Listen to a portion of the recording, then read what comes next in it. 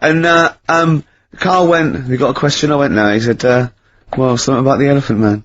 I went, something about the Elephant Man? Yeah, and I went, yeah. You know what, John Merrick? He went, yeah. He went, yeah, something about that. Awful, wasn't it? I went, you know when Michael Jackson actually bid for the skeleton of that?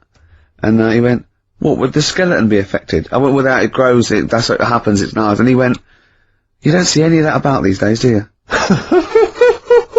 And I just said, save it. Although, of course, you have to put on these masks when you play Donutters, so in a strange way, that looks kind of Merrick-esque. Yeah. And, the game, which I should just tell people listening, is Elephantastic. It is. It says that on the box. It is Elephantastic. It is Elephantastic. I mean, you yourself, can I say a question, actually? This is a possible question. Okay. Should we sign it first? We should sign it, but, based on the Elephant Man question, obviously, we all know who directed the Elephant Man film. Don't we? So, yeah. Parker, no. David Lynch. Lynch, of course, yeah. But, do you know who one of the people that got that film made was? He's a very famous comedian. It was his production company that got it up and running. He may be an executive producer. I think he was even the producer of it. And, he's an famous American comic actor. You wouldn't imagine this was the same guy who is also producing a very serious, sober film like The Elephant Man, alright? We want to know who was that man. It's a bit hard for that. Well, yeah, but, I mean, that'll separate the wheat from the chaff. I don't know. Have you seen anything else that's Elephantastic? Not even Wellephant was Elephantastic. He was Wellefantastic. Rick, have you got any more memorabilia that you want to give to people? Maybe get rid of. Because I have to say, I've got the council won't take it away. I've got loads of junk in my house. I've got an old fridge freezer in the front garden. Anyone's welcome to come and pick that up anytime. I'll sign it for them. But what about children climbing in it? That's not one of those with the handles, is it? There's several children trapped in there. Yeah, but that's a sobering lesson. You know what? Council who won't come and pick it up. It's a problem though, isn't it? Because you can't just smash it up. You're right. No. I don't know what you're meant to do. Well, listen, right, when I was growing up, I remember the council, used to charge £5 or something to take away, like, cookers and fridges, so my dad used to bury them. Down the bottom of my garden, I don't know, there's a cooker, there's a fridge, there's a freezer of some sort, there's a dog and a couple of cats, they were dead. I'm not saying my father's quite a mean man, as you know, but my dad used to do that with dead relatives. Yeah, because those funeral parlours take the piss. Very expensive. So a funeral can be, you know, up to 40 quid. Exactly. You know what I mean? Whereas a shovel, borrowed off the bloke next door. Yeah, that's a massive saving. And not given back, to be honest. Exactly. Yeah, well, he's gonna go soon. Was he gonna say? Okay, to win Donutters, signed by Mr. Ricky Gervais and two other blokes you've never heard of. It's Elephantastic. Yeah. And the question is, what was the name of the famous comedian, American comedian? Give out the number. That produced, and had heavy production involvement in the film The Elephant Man. The email address is ricky.gervais@xfm.co.uk. Carl, what's the phone number? 08700 800 1234. Right, next up, we've had a lot of requests. Carl's popularity is growing. They want to hear his Super Mega Mix, the Britney Spears thing. Big it up. Yeah, it's good. No, tell us what it is. Alright, it's, Mark being Blade, the vocals of The Unknown, over Britney Spears. Hit Me Baby One More Time. Let's hear it. It's highly illegal. Go on then, back announce it, Carl, it's yours, go on. That's, Mark being Blade there, with a bootleg. And what's it called? You called it something, haven't you? You cleverly called it something. What did you call it? Nick This Record One More Time. Good. Very good. Karl Pilkington there, breaking all kinds of copyright rules. Now, coming up, we're going to be talking a little bit of Feng Shui. The art of moving things around so it's better. The ancient oriental art of rearranging your living room. Yeah, the ancient art of don't sit near a window. Exactly. Because you won't get any money for it.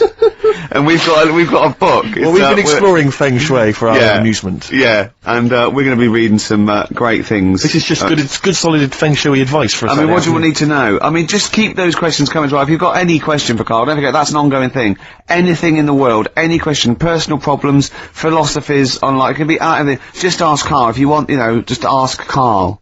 Okay. All right, Carl, you're up for that, aren't you? Yeah. That's and you give your honest opinion, won't you? Always. Yep. Yeah. Should we give away Donutters? Oh, it's been won. Who's won it, Carl? Scott Hammond. Well done. Well done, Scott. He'll be loving that. He's probably going to have a party, especially to play Donutters.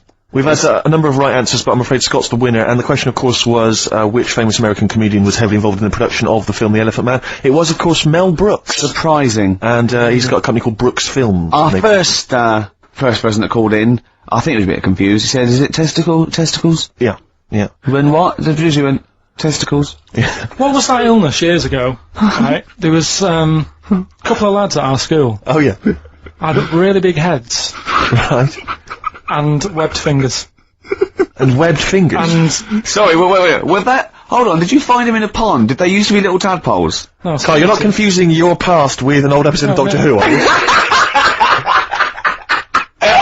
What were they called, these two? I didn't mix with them. It was just like... Of course not. There was nobody thought anything of it at school. Cause No, like, sure. You used to it. Yeah, it's the North. There goes the creature from the Black Lagoon again.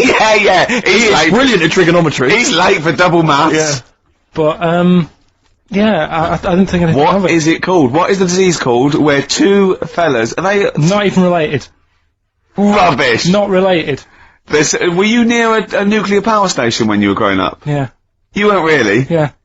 God, this explains so much. This has got But a I bit don't heavy. think that's it. Hey, talking of enormous heads, Yeah. you were at the Pop Idol final, weren't you, Rick? You went Yeah. down there just because obviously Rick's a huge fan of Pop Idol. He wanted to be there. He wanted to give his support. Quite seriously, there was no irony there. We were Yeah, he having genuinely great is a time. fan of it. And he was. You sort of had photos taken with various people. Yeah, didn't of you? 'Cause course. you were a bit drunk and you wanted to have a memento of it. It's obviously a picture of you with Fat Man Rick Waller. Yeah. But the best one is a picture of Ricky and his girlfriend with Dr. Fox. Yeah. Whose head It's twice the size of mine. any other head. It's quite remarkable. I He's don't know how like they a make barrel. it. He's a lovely bloke, and he was really nice to meet him and everything. But he looks like an immaculate tan, and he's always happy, and he's, he's It just looks really on the good. picture, it looks like someone you might see in a carnival who's built a huge papier-mâché head. And it's like Frank Sidebottom, just sort of walking on the road. It's just incredible. Dr. Fox didn't used to go to your school, did he? He used to hang around with a mate. They were great swimmers. They were brilliant swimmers. Oh, God. Have we got another song lined up? Yeah, what are we going to play? Bit for a munch. Bit of who? For a munch. Let's hear it. Farrah Munch, got ya. XFM 104.9. Well, as we promised, some feng shui. What do you want to know? Ratio of windows. It's one of those little books that you see at the sort of like the front desk of like Waterstones or Dillon's or one of those. And it's just, it's a little guide. It's, should I say what it is? I'm allowed, aren't I? Lillian Two's little book of, feng shui, and, obviously you can't go into it in depth, but it's some little, Just some little sort of nuggets, I suppose. yeah, isn't it? ratio of windows. The ratio of windows to doors in your rooms should not exceed 3-1. Too many windows calls all your luck to seep away. Obviously. Hello! It is also better not to have windows on the wall opposite the door. Is that the case in your place, Carl? Because you may need to brick that up when you get back later. I always remember, I used to work nights. Yeah. Right? And it was when my brother just sort of got kicked out of the army. Yeah. And my mum and dad went away on holiday, so he was staying with us. He's got to write a book, this bloke. You've got to write a book, Carl. Go I on. came back, Yeah. and there was women everywhere. There's women in every bed in the house. I thought, where am I going to sleep? Had he set up a brothel? What? So, no, it's just a bit of a one. That's impressive, though. A girl in every single bed. I mean, He was mad. So, I slept on the sofa downstairs. And I didn't sleep that well. yeah, But I slept on it before when it was facing a different way. sure. And I had a good sleep. So for you, that's So- proved the worth of feng shui. Yeah, I think there's something in it. Did you honestly think there's something in it, though? Yeah, I do, yeah. Okay, we'll just read a few of the others, Rick. Okay, well, it's not. I think most people know this one. Displayed a three-legged frog for luck. Look for a three-legged frog. You can buy one from any Chinese supermarket, and place it in the vicinity of your front door, facing inwards as if it has just come into the house. Don't place the frog facing the door. Please. Oh, come on, people. What? Think before you place your frog. I mean, this really is. I mean, but. What's the last page? Because that will be the most important one, won't Do you reckon? the last one, The wealth vase. Make a wealth vase and keep it hidden in your cupboard. It can be made of gold, crystal or glass. Can I just say something? If you've got a vase made of gold, you're probably alright for money anyway. Yeah, sure. Sure. But this is the wealth vase. How do you make the wealth vase? Fill it with semi-precious stones and with soil taken from a rich man's garden. So just find the soil of a rich man. Take some soil from the rich... This is like bury a piece of steak and the water will go. Yeah. I have a tooth of frog. This is... Is the one there with the gods? Can you find that one? Oh, where's that one? Yeah. What do you make of feng shui, Carl? Is it think something you believe in? Well, like I said, I didn't sleep well on the sofa when it So was for you, facing that's the door. proof positive. Yeah, you've got to get it right, haven't you? Right, this is extracts from Carl's diary. Did podcast and went for an Italian with Ricky and Steve. Italian place is good. We've been there a few times. I always have the same thing, spaghetti. Can't remember what everyone else had. Last time we went there, Steve had little octopuses with pasta. You could see that they were octopuses. They hadn't been cut up or anything. My rule is that I only eat stuff that looks nice when it's alive. A cow, a chicken, some fish. An octopus is an odd-looking thing alive. Even worse when it's dead and limp. It looks like it just shouldn't have been sat in the spaghetti. Yeah, I agree with that. Ricky drew another picture of my head. We've given a few of them away as prizes, but he draws so many of them that they won't be worth as much anymore. Everyone will eventually have one. Like those pictures of a boy crying that caused houses to burn down in the 1980s. What does that mean? What are you talking about? It's just some kid. My aunt in Ora had one, and it was just like a kid with like a blue jumper on, and it's like a painting, not a photo. Yeah, exactly, yeah. And he's just crying. Like a chocolate box. It's really awful, sort of sugary. And what happened is they found out that a load of houses were being set on fire or burst into flames, whatever. And the weird thing was, Oh, it's bollocks. every house that burnt down had that photo. Yeah, because every house had that picture in the fucking 70s and 80s. Idiot. It's like, we're linking it to sinks. Every house that's ever burnt down had a sink. You're talking shit again. Carry on. This is from Anne-Marie. She says that she loves the podcast. She listens with her 7-month-old baby. That cannot be a good idea. And she says this to you, Carl. If you had children, what is the most important lesson you'd want to teach them? I mean, in a way, if you sort of look after a kid too much, it doesn't learn that much. But if you let it learn by its mistakes, it'll probably grow up all right. But there are some mistakes you can't afford it to make to learn from. Yeah, driving a car the wrong way down a motorway. Testing if the fire really is hot. No, but say like the time... Does broken glass really taste horrible? These are lessons you don't want it to learn from mistakes. You can tell them that. Yeah, but what I exactly. mean is, there's certain things that I just think there was a kid who grew up in our avenue, right, on the estate, who, when it was born, right, we kind of thought it's got no chance, this kid, because its man was a bit of a rumman. You know, A woman? Where's that? No, just like, you know, she like going out and having a fag and like having a drink, and she's never at home. It's the one who had the horse in the house. Sure. Right, which I don't want to go over. Sure. It's old news. It's out there, isn't it, if you want to find out about the horse in the house. But she had a kid, and everyone was pretty surprised when they saw it, because it was a good-looking kid. She was surprised, because, like, you know, the man wasn't that good-looking, the dad was a bit rough. But it came out, and she was showing it around the avenue, going, look at this I've had. And she was chuffed with it, because it's probably like one of the newest things she's ever had, because everything else was always sort of second down and what have you. But suddenly she's got this brand new little baby, right? Anyway, as it grew up, right, those looks went. Right. And I'm not talking getting old, I'm talking by the age of about 3. It looked rough already, right? And all that just happened because that's the life it was in, right? Yeah. So like it had like a patchy head. Its hair. It what? It had a patchy head? A patchy head. It's just sort of. It wasn't a North American Indian. What do you mean, a patchy head? Just his hair was patchy. He used to chase sort of cars and stuff. It's cars. Sorry. What do you mean? That's what he did for his. Sorry, did she let it get raised by wolves? No. But all I'm saying is that at the end of the day, what is it that makes a person? Do you know what I mean? Now, I don't know what state he's in now, but maybe he learned all his mistakes by the age of 4. I'm guessing he's not chasing cars now, but at least he's done it. I'm guessing he is. Yeah. Do you know what I mean? At least he can go, yeah, I've been there, done that, and you don't go back to it, and you can get away with doing dafter things when you're a kid, can't you? I nearly killed a man once, right?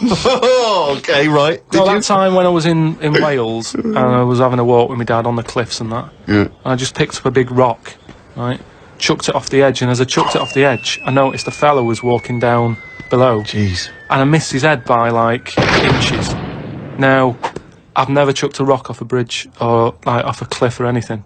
And it only took one man to almost lose his life for you to learn that lesson. Yeah, but that's how you learn your lessons, Yeah. isn't it? See, a lot of people would have said that maybe your dad should have said, "Hey, Carl, what are you doing?" No, but he didn't know I was doing it. I didn't say I'm going to chuck this off there. I just picked it up and chucked it.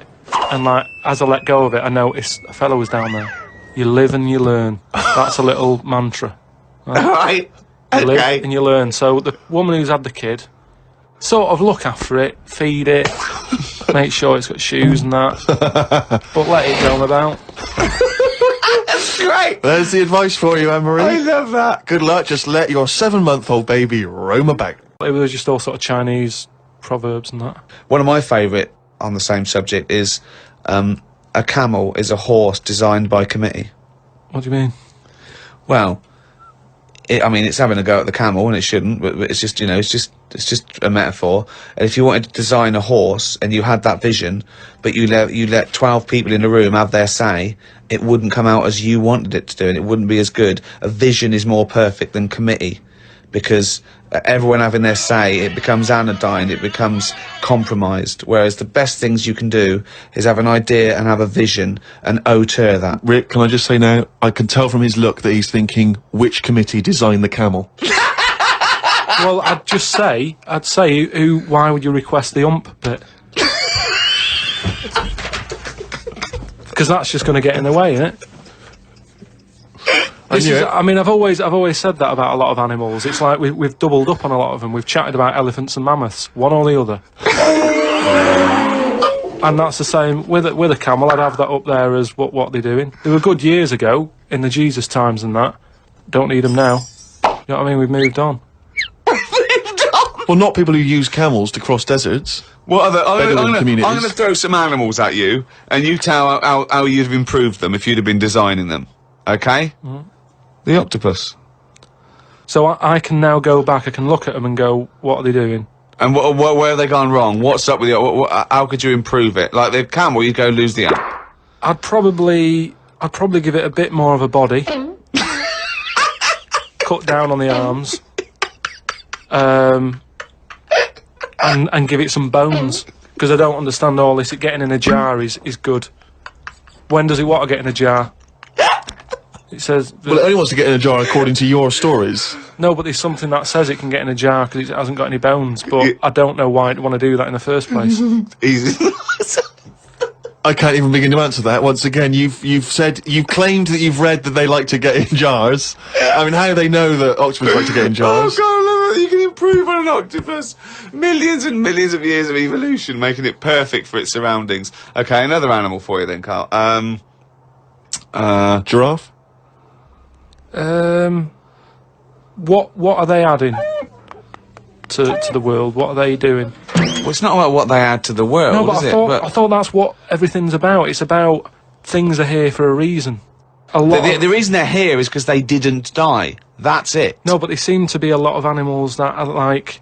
Do you think there's a lot of cheating? Is that what you're saying? I'm There's a just lot saying, of there just doubling seems to be a up. lot of doubling up. Yeah, so And- you get it down to like 8 animals that represented all of them. So okay, who would get in your team? You can choose No, well, 8 animals. This is what I'm saying. If I was Noah, I would have gone like, hang on a minute.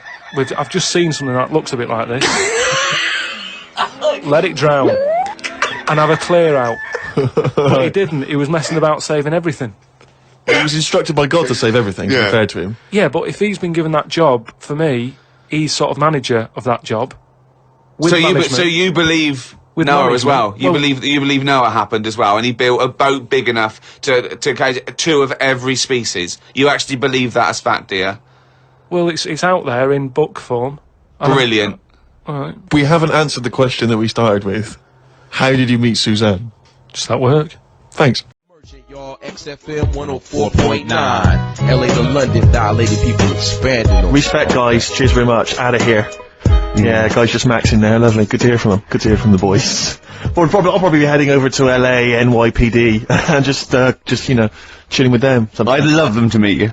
You're having a laugh. I'd love them to meet you. We would hang out. I know all the jive. It's like a thing they do on MTV or whatever, like being dilated peoples, and they come in, they make us 3 look like a rap group. Wouldn't that be great? Listen, I told you before, I've always remembered the words of Snoop Doggy Dogg. Yeah. Bitch is a bitch and a hoe's a hoe, but if a man be acting like a bitch, he's a bitch-ass homie. Alright? Those are the words from the street. I would, it'd be like you 2 had won a competition or something, do you know what I mean? Like that. I just don't think you can believe it, that I'd just be hanging out, with, Sort of like in the crib. people of courage, and you get a chance to meet your favourite. It'd be amazing, wouldn't it? Listen, we were talking earlier about the fact that Bruce Lee, and it's a well-known fact, Yeah. he faked his own death so he could continue his undercover police work, as opposed to being Because no one would, he doesn't look different to anyone else. I was talking to someone as well recently who utterly convinced, and you get this quite a lot, don't you, especially Americans, that Elvis Presley's still alive. Yeah. And I think, wasn't there some statistic, like more people believed Elvis was alive than believed evolution? Was that right? Yes. Something like that? No. No, it's something worse than that. It could be something. It was something like that. It's something like, I don't know, it's something like 42% of Americans believe that Elvis Presley has faked his own death and is still alive, right? Yeah. And there's this whole book that's been written about it, because, Carl, you might be interested in this. I know you're always fascinated by things that have been written down and therefore a gospel. Yeah. And that you don't have to revise yourself. You just learn off Ian Wright. Yeah. But apparently, the reason that Elvis is still alive, is that there's a number of, sort of, pieces of evidence. One is that none of his family could agree which colour pyjamas he was wearing when he died. That's evidence, apparently. Apparently, you know, he was an honorary member of the FBI. Well, apparently his signature appears on FBI documents well into the 80s, long after he should have died. Apparently no one can agree. There was sums of money that only... Yeah, a lot of fat people in dungarees have seen him. Yeah. There's sums of money which apparently only he could have given authority to have transferred to other bank accounts they've moved. Yeah. So this is all evidence that Elvis is still alive. And a lot of people, I suppose this guy, he was saying, yeah, well, of course, the thing is, the pressures of fame were too much for him, that he faked his own death so that he no longer had to be this huge icon, you know, he could live an ordinary life. And my query has always been this: if Elvis faked his own death, do you think the method he'd have chosen is to have shat himself to death whilst on the toilet? Yeah. Yeah, but because he picked that, nobody will doubt it. Right. So Elvis went to the FBI. Yeah. What do you make of it? Well, exactly. So, what we're saying, Carl, is that there was lots of methods open to him, you know what I mean? It's all like, he didn't go to his secret police and go, oh, I'm afraid I wanna fake my own death. You know what I mean? And they go, yeah, yeah, and what methods have you got? I like to be found, shit myself down the toilet. You like to do what? I want to be a big, fat mother on the toilet, just shitting myself to death. Right, on my ankles. Elvis is a good idea. I'm just wondering if there's maybe something a little bit more glamorous for your favourite. Does that mean you could take a bullet for the president? What, and shit all over him? Just shit? No, we know crap at all. That'd be what you do. No, you just take a bullet for him, or you could... There has to be shit involved. Why has there got to be... There has to be shit involved. Why has there got to be crap I want it this way. Make it happen. Yeah, it's probably Carl, head in hand, look. Yeah. He's worried about the things we say. Yeah. Jeez. We haven't offended 1.2 billion people. Yeah. A fifth of the planet. So, Carl, what do you make of it then? Are you convinced Elvis is still alive? Am I getting him mixed up with someone else? Because all Elvis, all Elvises look alike. Because... that is true. A lot of Elvises do look alike. That's safe. On his gravestone, didn't they get his name wrong? Or is that his brother? Who's his brother? Aaron. No, that's his middle name. Yeah. You're not an Elvis, kind of expert, are you? Hold on, wasn't Elvis one of a twin that died? That died, and I'm sure they got his name wrong on a grave or something.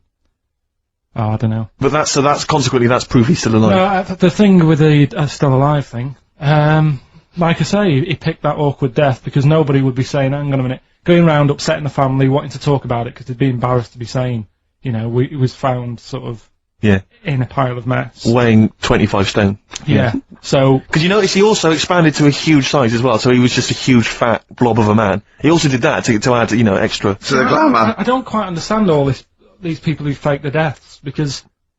Well, a lot of them don't. A lot of them don't, Carl. This is what, in a roundabout way, we're saying.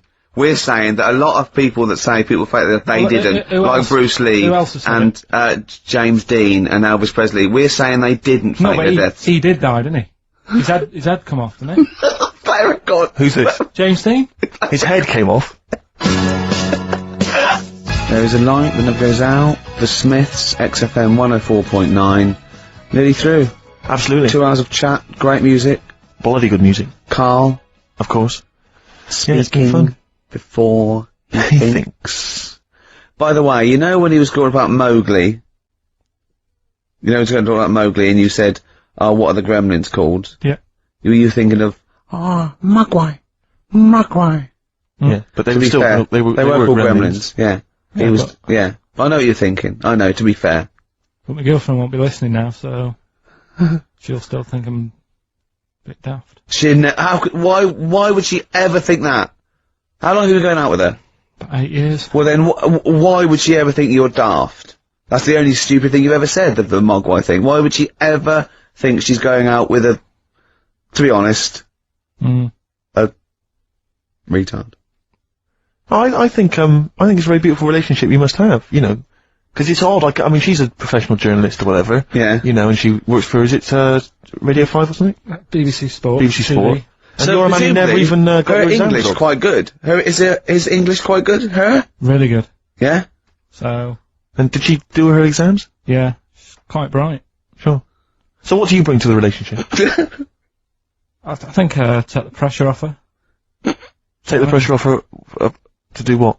You know, like, when she's had a stressful day and she comes home and talks to me, I think, Yeah. You would relax me, and that's the truth. I honestly, if you know, Carl, he can just go, wow, it's alright. Do you know what I mean? He don't get stressed. He sits in his little booth now, he doesn't talk to anyone, his little sound booth all the week. And you're in your own little world, aren't you? But it's interesting because I wonder sometimes what your aspirations are. I was thinking this, I was watching a repeat of Family Fortunes on Challenge TV last I night. hate that. And it was sort of mid-80s one, and I don't know if it's still the case, but it was the aspirations of the contestants. It was Yeah. so kind of, it was like, and what's your hobby? Well, you know, like to go out when it's nice weather and stay in when Well, it's not. if you win £2,000, you'd probably be going out when it's nice, couldn't you? Yeah. And she was like, well, and I sometimes like to watch TV. You know, and I was thinking, wow, man, you've really got some incredible dreams there. It's just like that, you're just waiting to die, aren't you? That's What all I feel sorry for, right? Two things. You know, in like Stars in Their Eyes, and you get a little fella, and he's gutting fish in some sort of factory in Bolton, and he comes on, and he does, you know, something like Bobby Darren, okay, and Matthew Kelly comes out after and goes, well, I don't think you'll be going back to the fish factory. You will. You will be going back. You will. Straight back, Yeah. mate. Yeah. Let's think of Don't all wind- the Stars in don't Their Eyes wind him up, stars. Kelly, because that's a nasty thing to do. I'm trying to think of all the Stars in Their Eyes contestants that have gone on to great things. What happened to that little fella that looked like the little Alsatian puppy that did Chris de Burgh? He looks a bit like Chris de Burgh. He looked like he had problems. Well, now what was it? Is Ian Moore his name was? He was. Well, it's interesting. My friend bought me as an ironic gift for my birthday. He bought me the live video of Ian Moore. You'll be pleased to know that Lady in Red was on there, among a number of other hits. But it was brilliant. It had a picture of Ian on the front. It said Ian Moore, naturally. His jacket was too big for him as well. Of course. It was ludicrous, but I don't know if that meant Ian Moore, naturally, like we all know who this guy is, it's Ian Moore. Yeah. Or was it Ian Moore, he's no longer being Chris de Burgh, he's just natural. What did he sound like when he wasn't being Chris de Burgh? Chris de Burgh. Did he really? Because he met him, didn't he? Yeah. Well, I think Chris de Burgh couldn't wait to get back on the telly. Well, the thing is, I think Ian Moore is actually earning more than Chris de Burgh now. I think They could have got Chris de Burgh on there. Yeah, as a contestant. you can get Chris de Burgh for £1,000, but Ian Moore's going up for 1,200 now, just a PA to adapt. But he does Lady, he does all the hits. He does Don't Pay the Ferryman. Yeah. Don't even set a price. Does all those. Interestingly, I saw him interviewed once, and Lady in Red's not his favourite song. You're joking. It's bizarre, isn't it? But he was only going to play that if it was the fat ginger Sarah Ferguson. Oh yeah, yeah. It was only if she was wearing some red. He was only going to play that when? It was a live thing, and he was only going to play that if she was wearing red or something. Right. Didn't her freckles count? That's beautiful. No, luckily she had a red, that must have clashed with her a bit. Yeah. A red scarf on her face. And the highlights in your hair that catch the light. Yeah. Such a beautiful lyric. Never seen you looking so lovely, isn't it? The thing is, right, he misses a rhyme there. He goes, I'm gonna ask you to, dance, looking for a little romance. Now he could have said dance, couldn't he? I've met a man once in a bar. I was talking to him for some reason. I was annoyed by him. I was wound up by him. And, I said that I'd written Lady in Red, and I never got any money for it, because I found out he was like a music lawyer. And he went, well, give me a call, I'll investigate that. And he was actually going to do it for me. I love the idea of that. Just Why did you say that? really bored, and I didn't like him much, and I thought that was, Why did you choose Lady in Red, though? Because I think I was singing it with a friend of mine, and Sure. he came over and went, oh, good voice. And I went, yeah, I wrote this. What pub is this? It was North. Is it? Yeah. Never seen looking so lovely as you did tonight. So, anyway, that's enough of my Christopher anecdotes. Yeah. That's very much the end of the show. And it is. It's been a great show. Hang on, have I got time for a song for the lovers, or have I missed that? No. If you give it me Of course you now. have. Yeah, what are you gonna play? What are you gonna play? What, are you going to play a song now and then we've got time for it afterwards? No, you'll have to give it me. Yeah. right Oh, I better now. dig it out. Well, can you keep people What have you chosen? I'll keep it going. Well, a friend of mine who keeps making me little compilations has stuck on an old Tom Waits track, which is from his first album, one that I've not listened to for a while. Brilliant. Re-listen to it, it's an absolute dynamite. Brilliant. Can anyone hear me? Yeah. Just wandering around. Yeah. He's just getting out of his bag now because we weren't prepared for this. We sort of ran out of time. We're having such a great time with the philosophy of Carl. What do you fancy doing anyway with your future? Me? You know, I'm just gonna tell you now. You know we're still on air, don't you? Before it gets too casual, you know we are still broadcasting to the capital. Okay. Yeah. What do you fancy doing with your future? Well, Steve? once I've made all that money from suing Christopher, my future, I'm living my future, man. I wanted to have some good mates like yourself and Ricky. Yeah. You know, Carl, I wanted to be on the radio, I wanted to play great songs. We're like the Three Musketeers, me, you, and Steve. We're like the original Rat Pack. We're like Ocean's 11. I'm Sinatra. Yeah. You're Sammy Davis Jr. and you're what's his name? D. Martin, aren't you? Yeah, or Joey Lawrence. What's his name? Joey Lawrence, not Joey Lawrence, Joey Bishop. Joey Deacon. Joey Deacon. My dad said the ending on the old one's better than the new one. We should definitely get your dad in, man. That would be just dynamite. When people get tired of you, we've got the whole Pilkington family to do The whole gene pool. Have you seen it? No. Carl, have we got time for this now, really, mate? What To be fair. Okay, it's track number 1. Now, interesting thing This about is Tom shoddy. Waits is that, this is from his first album, and he doesn't sound like that kind of gruff, lived-in guy that he wants to be. He actually didn't sounds smoke. something of a crooner. Yeah. But this is a track called Old 55, which bizarrely, I think, might have been covered by the Eagles.